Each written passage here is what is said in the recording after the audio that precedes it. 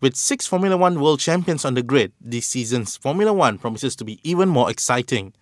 SwitchUp.tv caught up with ESPN Starsports F1 commentator Steve Slater to get his insights on which team and driver will be challenging for the title. Sebastian Vettel, catch him if you can. I think that the Red Bull is still a car which is built on its superiority of the past years, and Adrian Newey has come up with a few things where the car's consistently fast. They haven't actually been doing the hero laps and getting the real headline lap times in the pre-season testing, but the car's been consistent over 20-25 laps runs, which is the time where you actually run between your pit stops during the Grand Prix itself. They've had a couple of reliability issues that they need to get on top of. McLaren looks the next strongest, and in fact in terms of pace and drivability, that McLaren looks like a really good car. Next car out of the box after that is the Mercedes-AMG Petronas. Nico Rosberg and Michael Schumacher look comfortable in the car. It's very nearly as quick as the McLaren and the Red Bull, and that actually it just may be that they might have the edge on tyre wear on the Pirelli tyres. And I think it's going to be really interesting to see just how close it is between those teams at the top. Sadly, Ferrari is struggling a bit at the moment. It seems that their theoretical Ferrari that they designed in the wind tunnel and on the computer programs hasn't quite translated into the performance they expected on the track.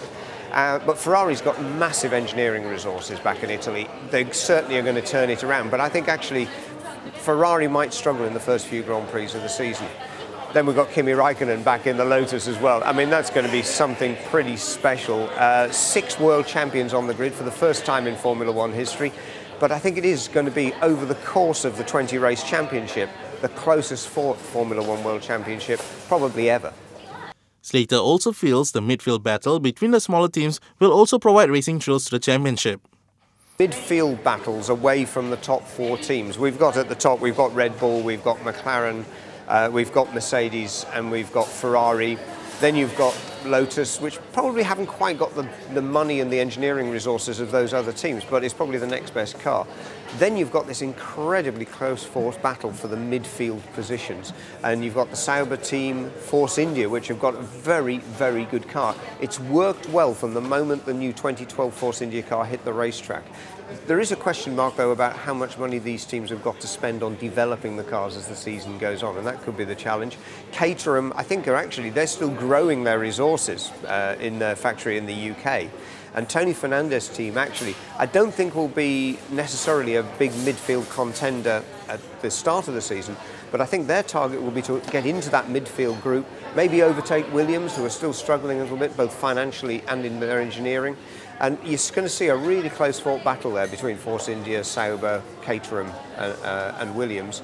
And then down at the back, you've got the Marussia team and HRT. You're going to have a real big battle between those teams at the back. And both teams, actually, the drivers tell me, and particularly Narain Karthikeyan, who I was chatting to last week, Narain was actually saying that the car that he's driving now is so much better than the car he had last year already, that he's actually surprisingly optimistic. The F1 season kicks off with the Australian Grand Prix on the 18th of March.